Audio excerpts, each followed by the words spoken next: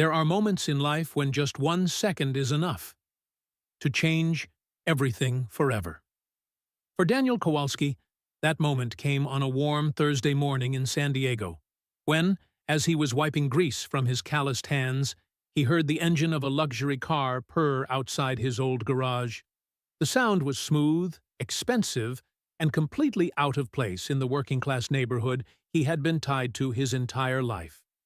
For Sienna Donovan, the 19-year-old girl who had lost 11 years of her youth to a wheelchair, the moment that changed everything arrived quietly. It was the strange sensation of her foot touching the ground without pain, for the first time since the fateful accident when she was only 8 years old. No applause, no fireworks, just a trembling breath, and something she had once believed would never happen. But before the miracle appeared, there had been tragedy. There had been despair. There had been countless sleepless nights when one wonders whether the kindness of an ordinary person could possibly stand against a cold, unyielding system, one where millions of dollars had already proven powerless. This is the story of a single father living on the margins of society, of a female billionaire carrying the guilt of a mother, and of a brave young girl who had grown accustomed to being told, "Accept your fate." This is the story of how a poor mechanic accomplished something that money, fame, and luxurious clinics could never buy. And it all began with a very simple question. Is your brace too tight? But before that question was ever asked, let me tell you about a man no one paid attention to. Danny was not always a single father living in an old garage. When he was younger, he dreamed of becoming an aerospace engineer, just like Miguel. The two brothers used to sit on the roof of their house, watching airplanes take off from San Diego International Airport, sketching naive designs of jet engines and airplane wings. But when his wife, Elena, passed away after giving birth to Zoe, every plan fell apart. On the night of the funeral, Danny sat holding his newborn daughter, staring at his high school diploma and the acceptance letter from UC San Diego lying on the table. He knew he had to choose. He dropped out in his second year of college and returned to work at the small garage, once his father's workshop, before his father died of a heart attack when Danny was 18.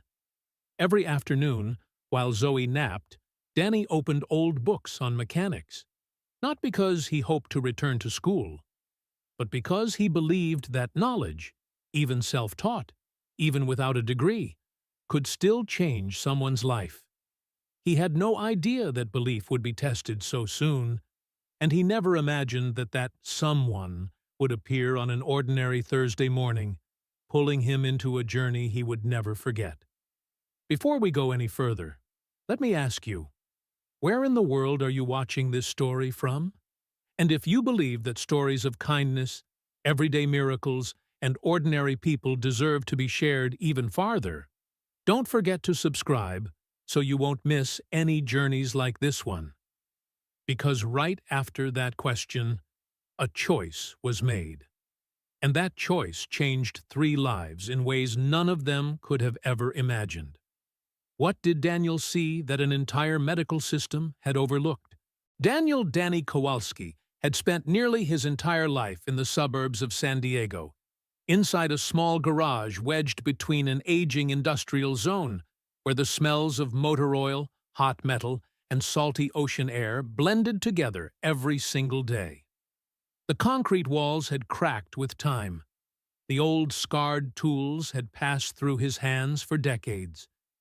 Yet it was within this makeshift space that Danny's hands quietly created things many people would call miraculous. Customers trusted Danny not because he had prestigious diplomas hanging on the wall. They trusted him because he never lied, never overcharged, and never turned his back on people who were struggling. But there was one thing very few people knew. Danny carried a wound that had never truly healed. 12 years earlier, his younger brother, Miguel Kowalski, 22 years old, brilliant and full of promise, was in his final year of aerospace engineering at UC San Diego. Miguel loved the sky, loved motion, and especially loved the ocean. One weekend afternoon, he went scuba diving with friends at La Jolla Cove. The accident happened so fast no one could react. A violent collision with submerged rocks after diving too deep, and Miguel's spine was severely damaged. Danny still remembered the phone call from the hospital with painful clarity. The doctor's voice was cold, devoid of emotion. "Your brother will never walk again. A T6 spinal cord injury. Paralysis from the chest down." At that time, Danny was only 26 years old. He had just lost his wife to complications after giving birth to baby Zoe. Alone, carrying his newborn daughter, working 3 shifts a day, racing against hospital bills and mounting debt, Danny was already barely holding on. When the doctors proposed an experimental surgery that could give Miguel a chance to walk again, the cost reaching $350,000, Danny knocked on every door he could find. He borrowed money. He begged. He bowed his head. But it was not enough. It was never enough. Miguel was the first to say stop. He looked at his older brother and smiled, even though the pain was unmistakable in his eyes. "You still have Zoe to take care of." "I'll be fine, brother. I'll be okay." That brave smile. Danny knew he would carry it with him for the rest of his life. 5 years later, Miguel passed away due to pulmonary complications. In the stark white hospital room, he gripped his brother's hand tightly, his breath broken and shallow.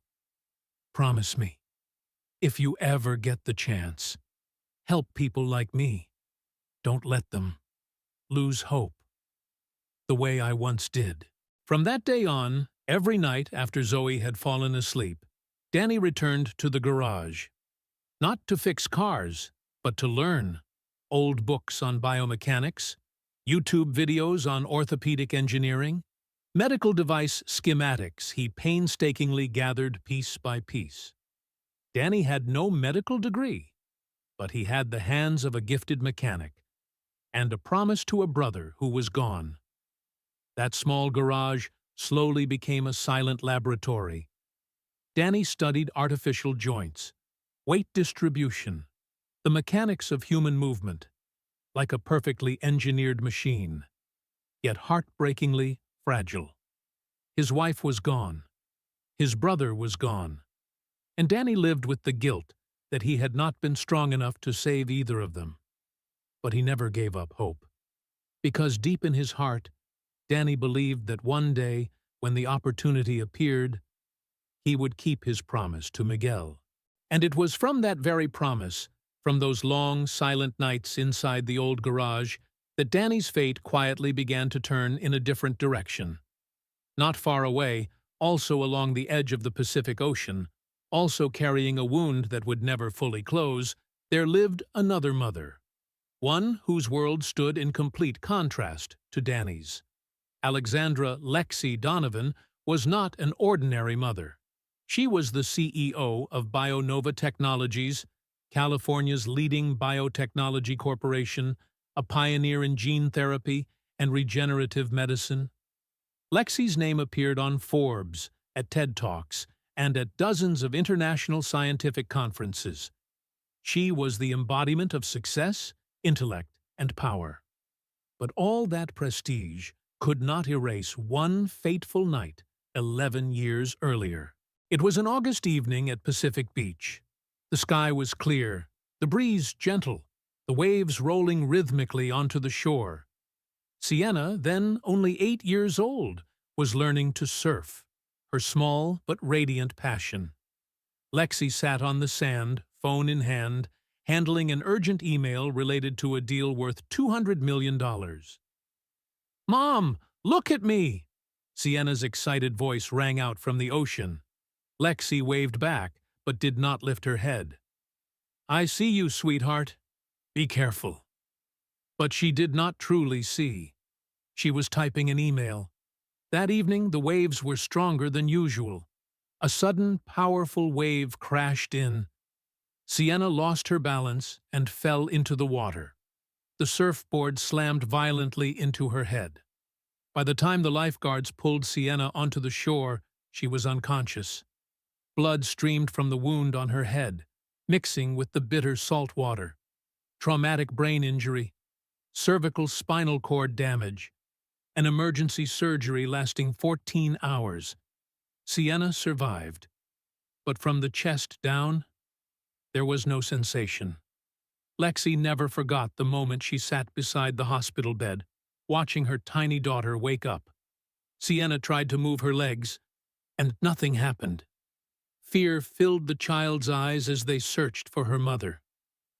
"Mom, why can't I feel my legs?" And there was a question Sienna did not say out loud, but Lexi read it clearly in her daughter's eyes. "Where were you when I got hurt?" From that day on, Lexi did the only thing she knew how to do: use money to fight fate. Millions of dollars were spent. The world's top specialists, from Johns Hopkins, the Mayo Clinic, from Switzerland, from Japan, were brought in.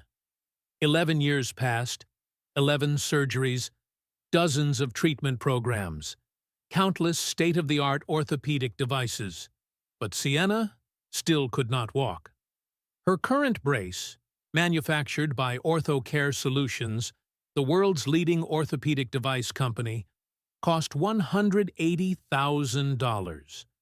It was designed by a team of engineers from MIT, made from the lightest titanium alloy, and integrated with an AI sensor system that adjusted pressure according to body movement. On paper, it was a technological miracle, but in reality, every step Sienna took still hurt. She still wobbled. She still had to grit her teeth and endure the pain. Lexi knew her daughter was trying. Sienna never complained.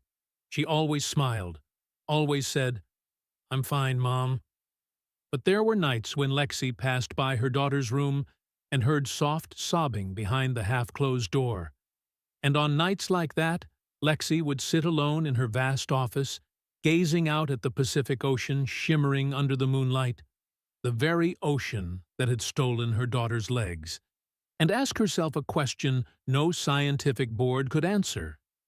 Is there ever enough money to buy forgiveness? That Thursday morning, Danny was wiping the grease from his oil-stained hands after finishing repairs on the engine of an old Cessna, the prized possession of a retired pilot. Inside the small garage, San Diego's sunlight slanted through the half-open roll-up door, illuminating the oil-stained concrete floor. Zoe, 7 years old, sat cross-legged on the garage floor, completely absorbed in her drawing. On the messy sheets of paper were airplanes, jagged gears, and strange machines that only a child's imagination could invent. "Dad," Zoe looked up, holding a small mechanical puppet Danny had built for her by hand. "Why doesn't this joint rotate smoothly?" Danny knelt beside her and smiled patiently. "Because I haven't lubricated it enough, sweetheart," he said. "Machines are just like people. When a joint gets dry, movement becomes painful." At that exact moment, an unfamiliar sound filled the air. Not the usual mechanical noise of the industrial neighborhood, but a deep, smooth, luxurious engine sound, something that clearly did not belong here. Danny stood up, stepped outside, and froze. In front of him was a white Rolls-Royce Cullinan, gleaming and polished, reflecting the California sun like a mirror. The vehicle stood out so starkly it felt almost wrong. On a street lined with worn-out cars, where factory noise mixed with the cries of seagulls, its presence was like a slice torn from another world. The rear door opened. A young woman stepped out slowly and carefully, supported by metal braces tightly encasing her legs. Her long brown hair fell softly over her shoulders. Her features were delicate, but her eyes carried exhaustion, the kind of exhaustion that comes from enduring too much for too long. Beside her stood a middle-aged woman, blonde hair neatly tied back, an immaculate white suit, a straight posture, and the sharp gaze of someone accustomed to running a multi-billion-dollar empire. Alexandra Donovan. Lexi scanned the old garage, skepticism mixed with desperation clearly written on her face. She did not want to be here, but the car's engine had overheated on Interstate 5, and the GPS had guided her to the nearest garage. This one. "Sorry to bother you," Lexi said, her voice polite but distant. "My car overheated. Could you take a look?" Danny nodded, wiping his hands on his shirt. "Of course. Let me check." He opened the hood and bent down to inspect the engine. But even as he tried to focus on the Rolls-Royce, his eyes kept drifting toward the young woman. Sienna was attempting to sit on an old wooden bench in front of the garage. The rigid braces made even the smallest movement difficult. She took a long time adjusting herself before finding a position that hurt a little less. Danny noticed immediately. It was a mechanic's instinct, an eye trained to spot mechanical misalignment in a split second. During the 15 minutes he spent checking the Rolls-Royce's engine, Danny glanced toward Sienna 6 times. Each time, he saw her shifting, trying to ease the pain, but the braces would not allow it. Finally, he could no longer stay silent. Danny walked over and knelt down at Sienna's eye level, not looking down at her the way so many people unconsciously do with someone who is disabled. His voice was gentle, careful. "Excuse me, I don't mean any disrespect, but your brace, could it be too tight?" Sienna blinked, stunned. No one had ever asked her that. People either stared, avoided her, or smothered her in suffocating sympathy. How did you know?" Sienna's voice trembled. "I'm not a doctor," Danny said honestly, "but I'm a mechanic. I can tell when something doesn't fit right. And this brace, it doesn't allow you to move naturally." Lexi immediately stood up, her eyes sharp with alarm. "What are you saying? That's a top-of-the-line medical device made by OrthoCare, the world's leading company." Danny didn't argue. He simply asked calmly, "May I take a closer look? Just look. I promise I won't touch anything without permission." Sienna looked at her mother. Then she nodded. Danny knelt down and asked for consent before touching the brace. His hands traced along the metal joints, checking angles, testing flexibility. His eyes narrowed. His fingers stopped at the knee joint. Then the hip. And he saw the problem. "This knee joint is fixed at a 15-degree angle," Danny said slowly, his tone serious. "But when a person walks naturally, the knee needs a range from 0 to 70 degrees. Because the joint is locked, every step you take, your knee can't bend. Your hip is forced to rotate about 20 degrees to compensate." He looked up at Sienna. "That's why you have chronic lower back pain, right?" Sienna's mouth fell open. "How do you know my back hurts?" Danny gestured to her posture. "You're leaning 7 degrees to the right. Your spine is adjusting to reduce pressure. How long has this been happening?" "5 years," Sienna whispered, tears spilling over. "The doctors said it was a normal side effect. I thought I had to endure it." Lexi stood frozen. She had paid $180,000. She had trusted the finest minds from MIT.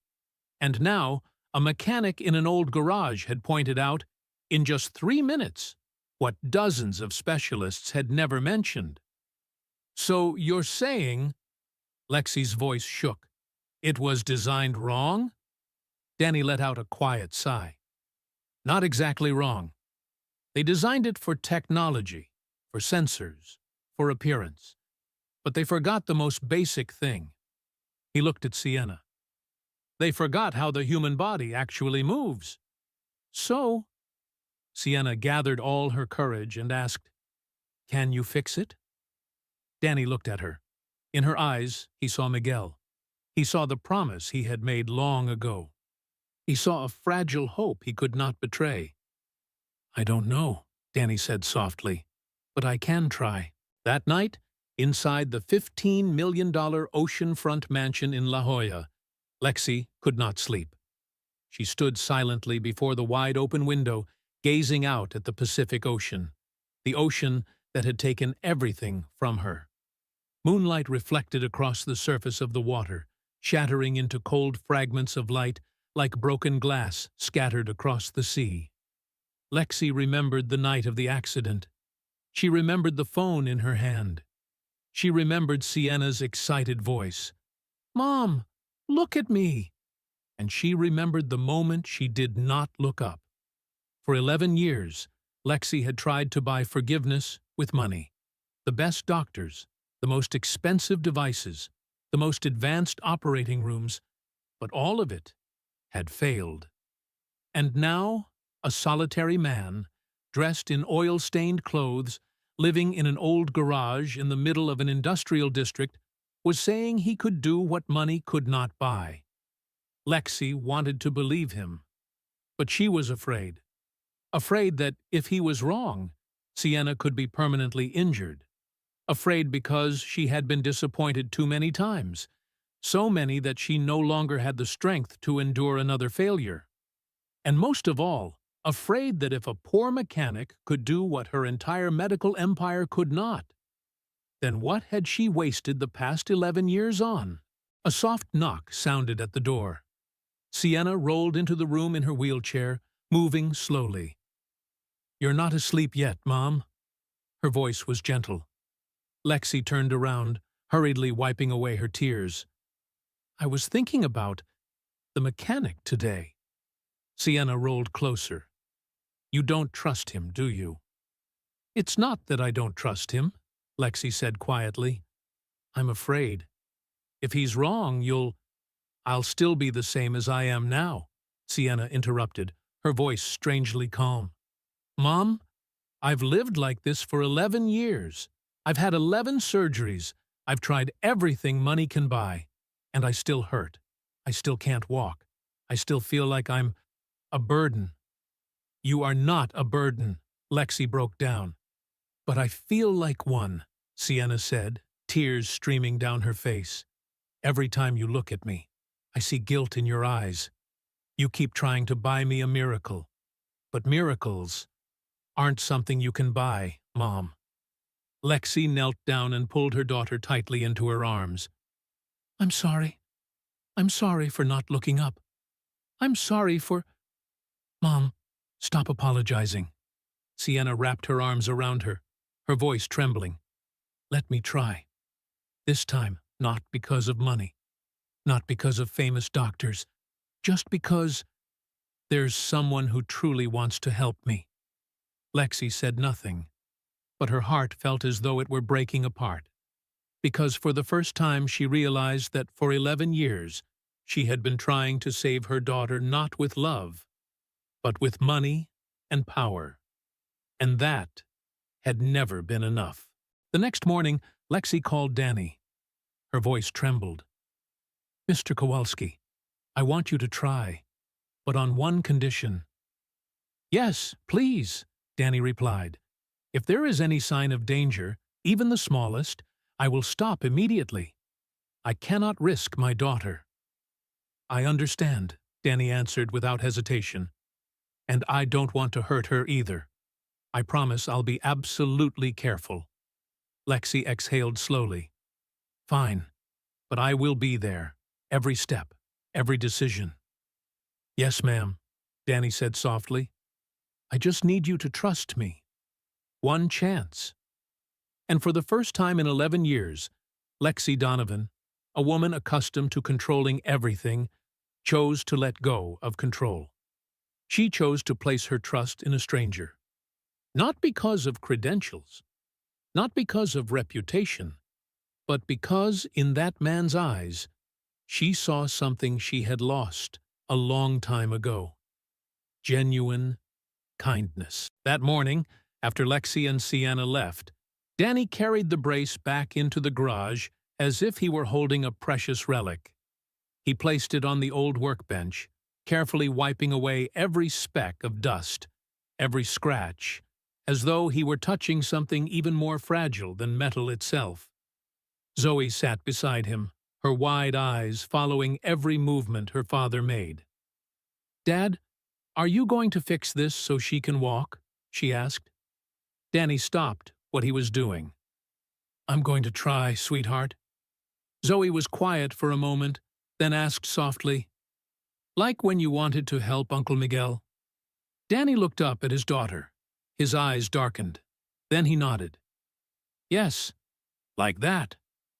From that moment on, Danny began to dismantle the brace, the rigid metal joints, the straps that distributed pressure incorrectly, an expensive AI sensor system that was nearly meaningless once the human body actually moved.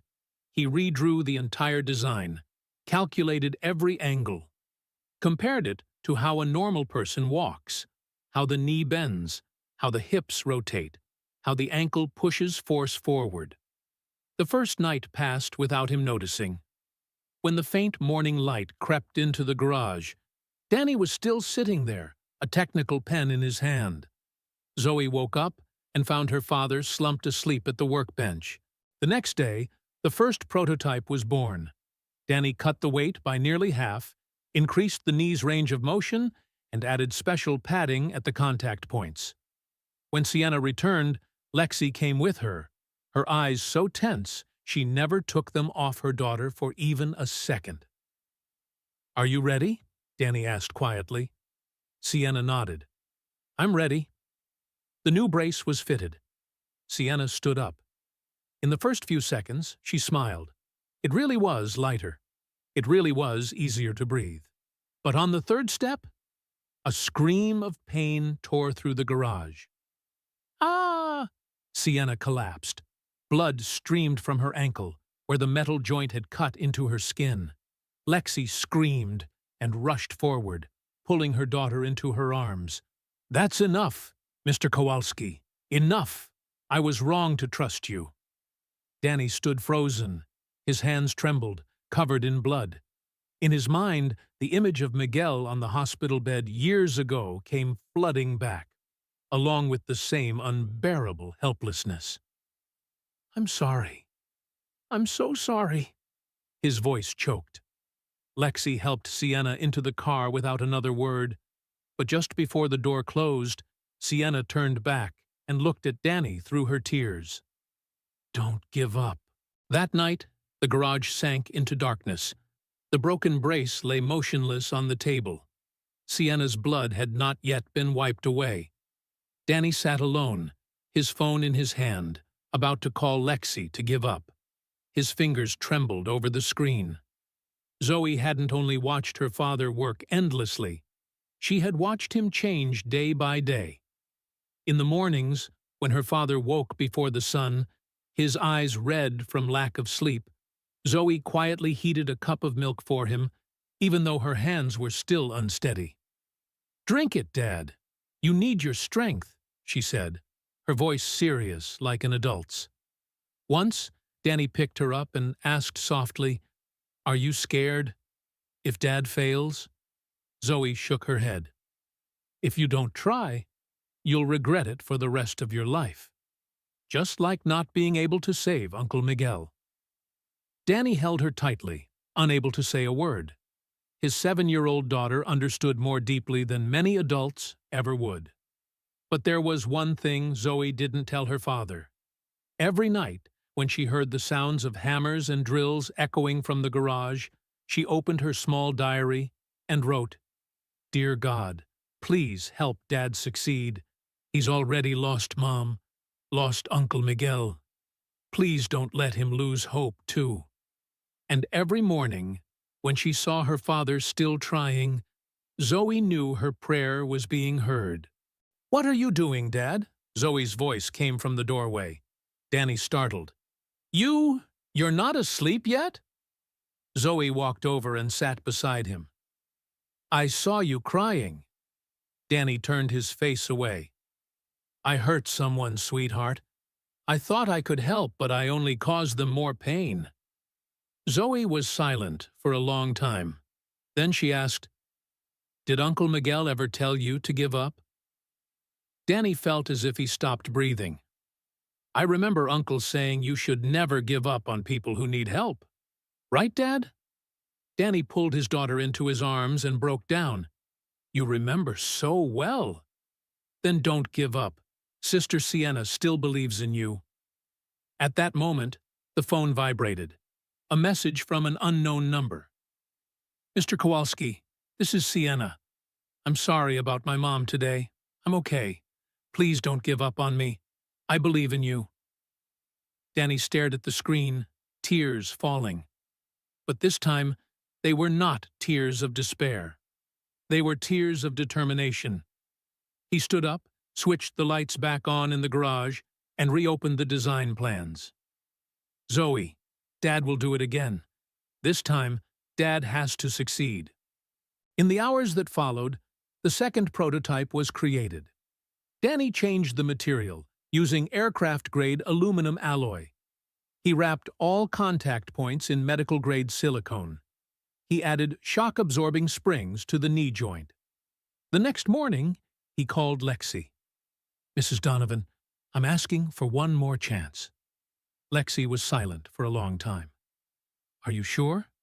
No, but I can't give up. When they arrived, Lexi was colder, but Sienna smiled at Danny, a smile so brave it made his heart ache. This time, Danny installed the brace more slowly, checking every detail. Sienna stood up. The first step, fine. The second step, fine.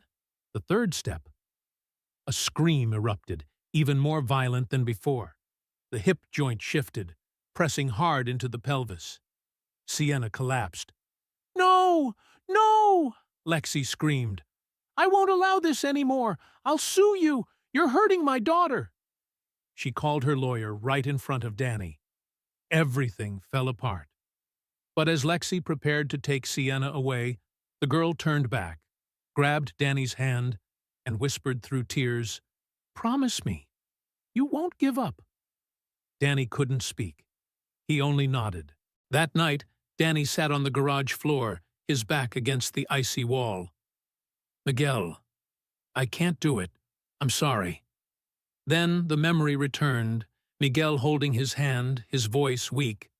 Don't apologize, just promise. Danny jumped to his feet, and then he saw it. The problem wasn't the joint. It wasn't the weight. It was the center of balance. Everything, from the original brace to both of his prototypes, had placed the center of balance wrong. They placed it at the knee. But when a human being walks, the true center of balance must be at the hip, Danny whispered. The center has to be at the hip. This time, he didn't fix it. He redesigned everything from scratch. In the days that followed, Danny disappeared from the world. The garage closed. Customers were turned away.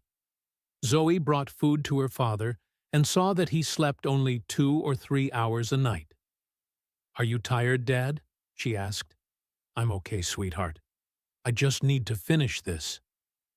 Danny spent all $3,000 of his savings, the money he had set aside for Zoe's private school tuition next year, to buy the best materials. He tested the brace on his own legs, strapped it on, walked, fell, got up, adjusted it, tried again. The neighbors began to whisper, Danny's gone crazy. But Mrs. Maria, 70 years old, the woman who had known Miguel, said only, That boy is saving a life. Leave him alone. On the 7th day, Danny finished. The new brace looked nothing like anything before it. 60% lighter. Smooth joint movement. The center of balance fully shifted to the hips, distributing pressure evenly throughout the body. Danny stood still, staring at it, his hands trembling. Miguel, I've finished it. He closed his eyes. I hope, this time, I won't fail again. Danny stared at his phone for 20 long minutes before finally finding the courage to press call. The call connected. Mr. Kowalski. Lexi's voice came through, cold and distant. Mrs. Donovan. Danny took a deep breath. I've finished it. I know you no longer trust me, but I'm asking for one last chance. Just this once. If I fail, I won't trouble you again. I promise." On the other end of the line, there was a silence so long it was frightening. Finally, Lexi spoke. "Do you know, Mr. Kowalski, my lawyer is preparing a lawsuit against you. Twice. Twice my daughter was injured because of you." "I know." Danny's voice grew hoarse. "And I'm sorry. But I also know something else." He paused. "Sienna still believes in me. I receive messages from her every day. She asks me if I've given up." Lexi let out a quiet laugh, a laugh devoid of joy. "That's why I've gone crazy," she said. "My 19-year-old daughter is placing her entire life in the hands of a stranger, and I, a mother, am considering letting that happen." "You are a good mother," Danny said slowly. "You're just trying to protect your child." "No." Lexi's voice softened, heavy with pain. "A good mother wouldn't have been looking down at her phone 11 years ago. A good mother would have seen her daughter when she called out." Danny heard Lexi crying on the other end of the line. "Mr. Kowalski," she continued, her voice breaking, "for 11 years I've tried to buy forgiveness with money. But Sienna told me she doesn't need me to buy a miracle. She just needs me to believe." "Then believe in your daughter," Danny said gently, "and believe in hope." The next morning, Lexi and Sienna appeared in front of Danny's garage. But this time, they weren't alone. With them was Dr. Raymond Foster, California's leading orthopedic specialist, the man who had followed Sienna's case for the past 11 years. He came at Lexi's request with one clear purpose: to assess the level of risk. Dr. Foster looked Danny up and down, his gaze laced with skepticism and disdain. "You're a mechanic, correct?" "Yes, sir." "And you think you can do what a team from MIT and I could not?" he asked coldly. Danny didn't argue. "I just want to help." Dr. Foster scoffed. "I hope you know what you're doing, because if Miss Sienna is injured again, you'll be facing a very serious lawsuit." Danny nodded. "I understand." The doctor bent down to examine the new brace, his brows furrowed. "This center of balance system does not follow medical standards." "But it follows mechanical principles," Danny replied calmly. "And humans move according to mechanics, not textbooks." Dr. Foster was about to argue, but stopped himself. While Danny prepared, the doctor stood in the corner of the garage, observing every detail. He didn't want to be here. He had strongly opposed Lexi's request. But as a physician with 30 years of experience, he couldn't deny one fact. This brace was different. He had examined it earlier. The balance system, the force distribution, the flexibility of the joints. Everything contradicted what he had been taught. Yet, from a mechanical standpoint, it was flawless. "Mr. Kowalski," Dr. Foster said, his tone serious, "if this works, do you understand what it means?" Danny looked up. "It means she can walk." "No," Dr. Foster shook his head. "It means you will change an entire field of medicine, and there will be many people who won't like that." Danny was silent for a moment, then said quietly, "I don't care whether they like it or not. I only care about her." Dr. Foster looked at the man before him. No degrees, no prestige, but possessing something he himself had long lost in medicine: absolute focus on the patient. For the first time in many years, Dr. Foster secretly hoped he was about to witness a miracle. At that moment, Sienna spoke. "Dr. Foster, I want to try, please."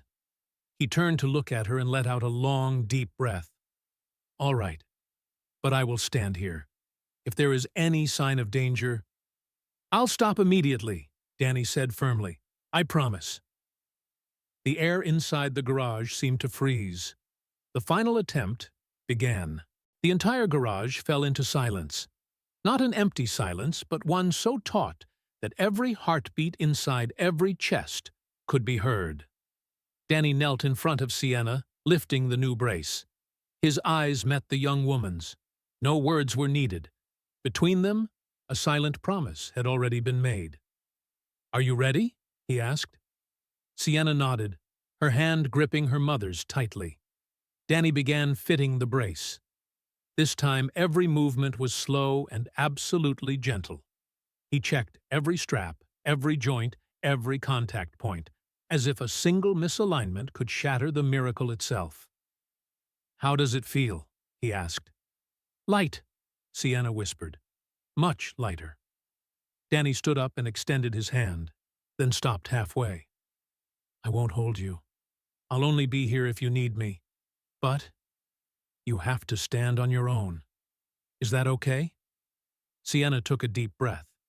Then, slowly, she stood up. The first second, her body didn't shake. The second second, she was still standing. The third second, Sienna suddenly realized something that froze her entire body. "Mom!" Her voice trembled. I don't hurt." Lexi raised her hand to cover her mouth. Tears spilled out before she could stop them. Dr. Foster narrowed his eyes, leaning in to observe every detail. "It's not that the pain is reduced," Sienna whispered, as if afraid that speaking too loudly would make the moment vanish. "It's that there is no pain. For the first time in 11 years, I feel no pain." She held her breath. Her heart pounded as if it would burst from her chest. Her entire body trembled, not from pain, but from an emotion too large, too sudden to contain. Danny spoke very softly. "Let your body trust the support. The brace will carry the weight. You just need to move." Sienna nodded. Tears streamed freely down her cheeks. She looked down at her right foot. She tried to move her toes. No sensation, just as it had been for 11 years. But the brace responded instantly, gently, naturally. She shifted her weight. The first step. Her foot touched the ground. No pain. Her knee bent. 20 degrees, 30, 40. Smoothly, like a normal person's. No pain. Sienna gasped, her voice breaking. "Mom, I'm... The second step. Her left foot. She shifted her weight. Her hip rotated naturally, no longer forced to twist 20 degrees to compensate. The brace distributed the pressure evenly across her body. No pain. Her knees trembled, not from weakness, but from emotion. 11 years. 11 years of pain, helplessness, despair. And now, the third step. The fourth step. Sienna could no longer hold it in. She burst into sobs, yet she kept walking. "Mom! Mom! I'm walking! I'm really walking!" Lexi collapsed onto the garage floor. Her hands shook violently as she covered her face, sobbing like a child. 11 years of guilt. 11 years of self-torment. 11 years of trying to buy a miracle with money. And the miracle had finally arrived. Not from wealth, but from the hands of a lonely father in an old garage. Sienna kept walking, one step at a time, steadier. 1, 2, 3, 4, 5 steps. She turned to look at Danny, her face soaked with tears yet glowing with an indescribable radiance. You did it! You did it!" Danny stood there, both hands gripping the edge of the workbench. He couldn't speak. Tears streamed down his grease-stained face. In that moment, he saw Miguel. He saw his brother in Sienna. And this time, he had not failed. Dr. Foster stood frozen. His mouth hung open. He stepped forward, examining the way Sienna moved, the joint angles, her posture. "Unbelievable," he whispered. "This center of balance system. It's absolutely genius." But no one heard him. Because Sienna was running, actually running, toward her mother. Lexi sprang to her feet and opened her arms wide, and for the first time in 11 years, mother and daughter embraced while standing. Not in a wheelchair, not on a hospital bed, but standing. Two women holding each other tightly, crying like children. "I'm sorry, Mom," Lexi sobbed. "Stop apologizing, Mom," Sienna whispered. "You didn't give up on me. You gave me this chance." They both turned to look at Danny, a poor, single man, his hands stained with oil, standing there crying without a sound. Lexi walked over without hesitation and wrapped her arms tightly around him. "Thank you. Thank you for not giving up." Danny nodded, his voice breaking.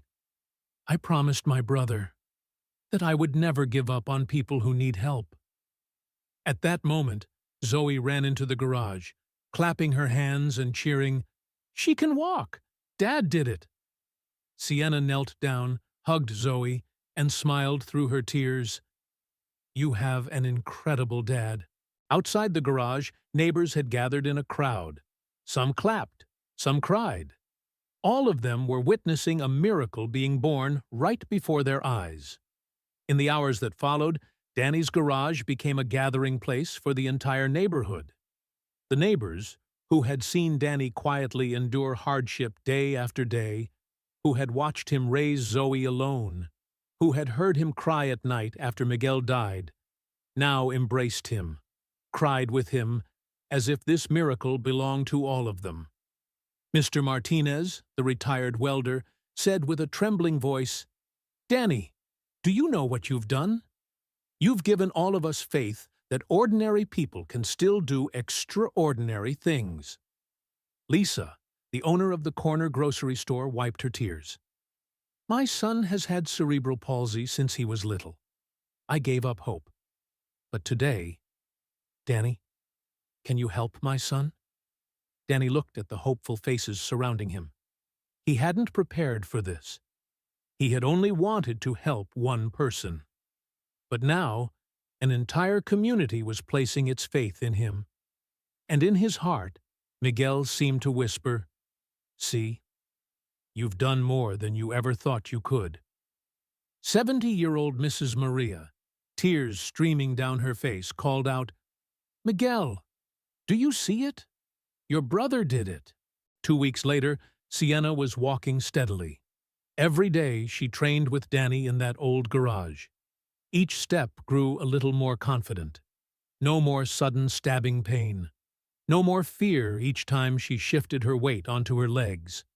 There was only sweat, focus, and a growing sense of trust, building with every step. The story began to spread, not through press releases or glossy articles, but through the stunned looks of other patients in hospitals when they saw Sienna walking. Word passed from one person to another. A girl who had been in a wheelchair for 11 years was now moving on her own 2 legs. But the glory did not last long.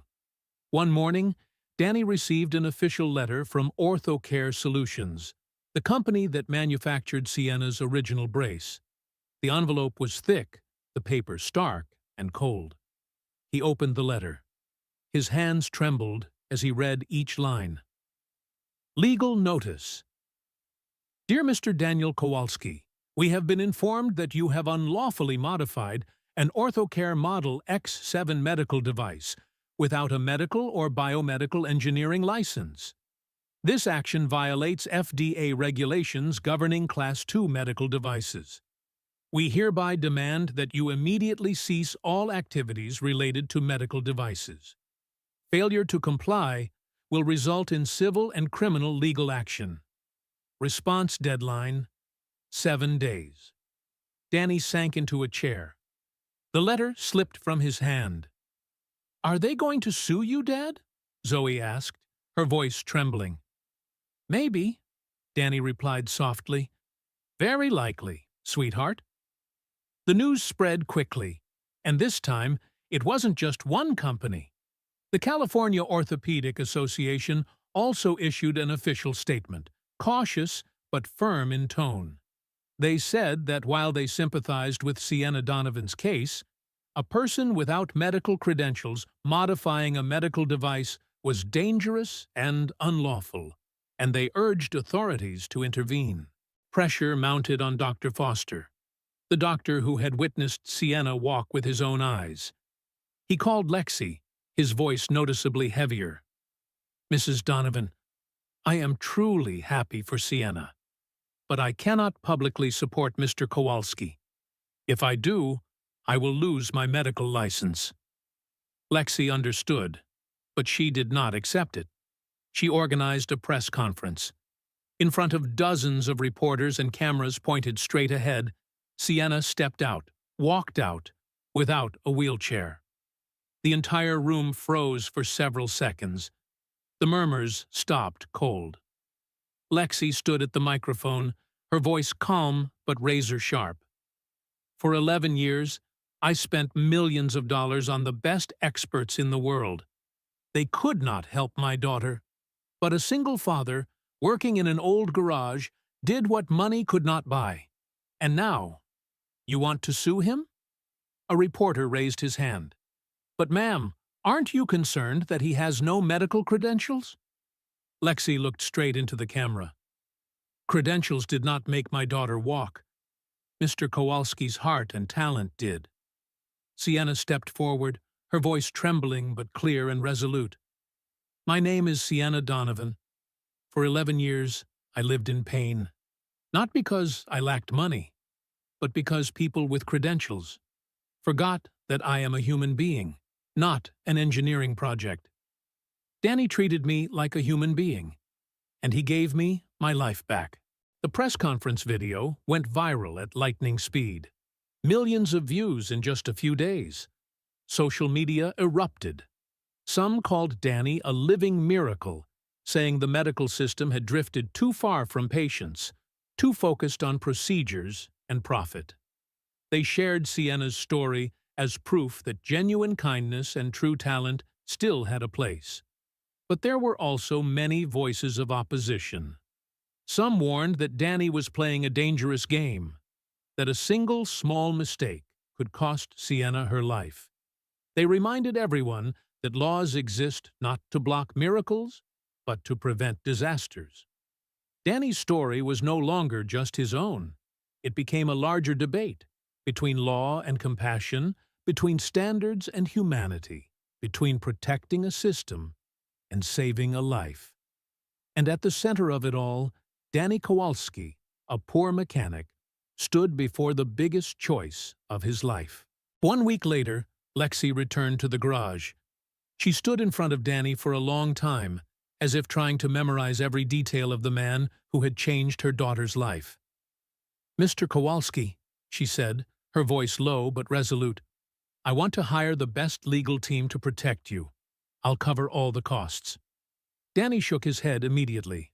"No, Mrs. Donovan, if I accept, everything will only get louder. The scandal will grow. Other patients will become afraid, and they'll no longer dare to trust me." Lexi frowned. "Then what are you going to do? Sit back and let them sue you?" "I'll take responsibility for what I've done," Danny replied, his voice strangely calm. "But I won't apologize for helping Sienna." Lexi looked at him, tears welling up. "Why?" she asked, almost pleading. "Why do you have to sacrifice like this?" Danny smiled, a sad but steadfast smile. "Because I promised my brother, and I will never betray that promise." That night, after most of the lights in the garage had been turned off, a stranger appeared. She introduced herself as Dr. Victoria Morgan, a professor of biomedical engineering at Stanford, one of the world's leading experts in orthopedic devices. She came with only one request: "I want to see the brace." Danny handed it to her. Dr. Morgan said nothing. She examined it for 30 minutes in complete silence, rotating each joint, observing every point of force distribution, making quick notes in her notebook. Finally, she looked up at Danny. "You're self-taught?" "Yes, I am." No one taught you about dynamic center of balance distribution? No, Danny shook his head. I researched it myself. Dr. Morgan removed her glasses and wiped tears from her eyes, an action that left Danny stunned. Genius, she said softly. You are an untrained genius.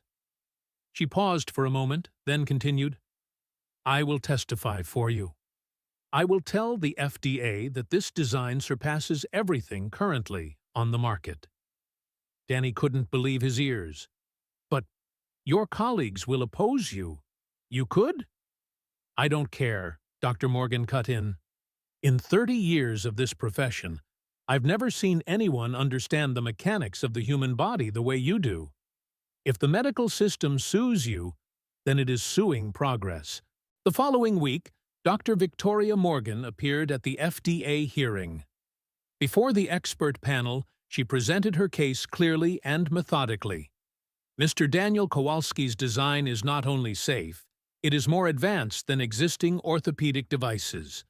I propose that the FDA grant a special license, allowing Mr. Kowalski to continue designing under my direct supervision. OrthoCare objected fiercely. But when the FDA directly examined the brace, measuring, testing, and analyzing, it was forced to acknowledge an undeniable truth. It was genuinely better. 2 months later, Danny received a letter from the FDA. He opened it, his hands trembling. Special license. Mr. Daniel Kowalski is authorized to design orthopedic devices under the supervision of Dr. Victoria Morgan. Term 2 years for the purpose of completing an official biomedical engineering certification. Danny sat down. The letter slipped from his hand. Tears streamed down his face. Miguel, he whispered, I did it. I kept my promise. 1 year later, Kowalski Mobility Solutions, a rehabilitation engineering center founded by Danny with the quiet backing of Lexi, officially opened its doors in San Diego. The building was not luxurious. There were no flashy signs. But inside, it was filled with light, fully equipped, and, above all, brimming with hope. At the entrance stood a simple plaque, Kowalski Mobility Solutions, Making Hope Walk Again. Dedicated to Miguel Kowalski, 1988 to 2013.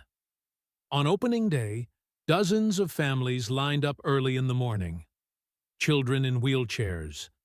Adults wearing braces worn thin by years of use. Elderly people carrying eyes that had nearly given up hope. Danny greeted each person one by one. He did not stand on a raised platform. He knelt down at eye level with them and always began with the same question. Can you show me how you're able to walk right now? Sienna was there too. She had become a physical therapy assistant and was in her final year studying rehabilitation science at UC San Diego. She welcomed families warmly, patiently sharing her story. Not to boast of a miracle, but to show them that miracles are real, if we do not give up. Zoe, now 8 years old, helped her father in the workshop. She drew naive designs, learned how to hold tools, and always asked the same question. Dad, would Uncle Miguel be proud of you? Danny pulled his daughter into his arms, tears falling. He would be very proud, sweetheart.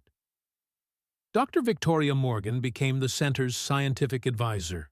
She taught Danny formal biomedical engineering knowledge and at the same time learned from him something no classroom could teach: mechanical intuition grounded in real human bodies. Lexi changed as well. She was no longer the cold CEO who lived only in boardrooms. She spent more time with Sienna.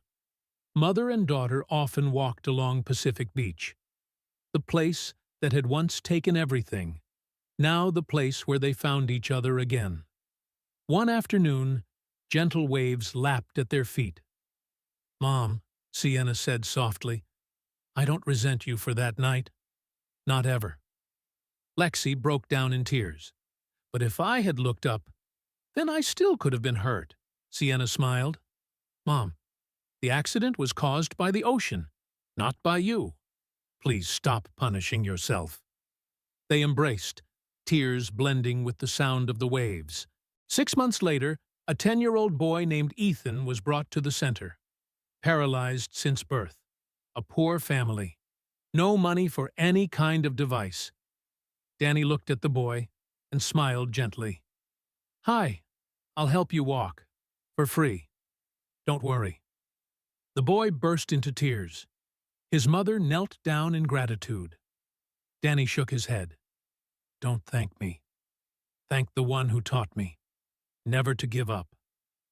He looked up at the sky and whispered, Miguel, I miss you. 2 years later, Danny completed his biomedical engineering certification. He became the first person in history to be licensed based on practical genius, rather than the traditional academic path. Kowalski Mobility Solutions had helped more than 300 patients. 80% of them learned to walk again. The story spread across California, then the entire country. But Danny never forgot his roots. The old garage was still there. He still repaired aircraft engines. He still lived simply, because he did not do this for money or fame. He did it for a promise. A California sunset stretched across Pacific Beach. Danny, Zoe, Lexi, and Sienna sat on the sand, watching the sun sink toward the horizon. Sienna stood up. She stepped into the waves, for the first time in 13 years, letting the seawater touch her legs. She laughed, shouting like a child, Mom, I can feel the water. Lexi ran toward her. Mother and daughter stood in the surf, holding each other tightly and crying. Danny watched them and smiled. Zoe looked up and asked, Dad, are you happy? Very happy, sweetheart. Because you kept your promise to Uncle Miguel? Danny nodded, tears streaming down his face. Yes, and I will keep it. Forever. In the California sunset sky, the final rays of sunlight shone down like a blessing. This is not just a story about a single father, a billionaire burdened by guilt, or a brave young woman. This is a story about the simplest thing and the most profound. Kindness can change the world, one step at a time. Miracles do not come from money. Miracles come from hands that never give up. If this story touched you, don't forget to subscribe to the channel to continue walking alongside stories of hope, redemption, and everyday miracles. And turn on notifications, because perhaps the next story will be exactly what you need to hear today. See you again on another journey.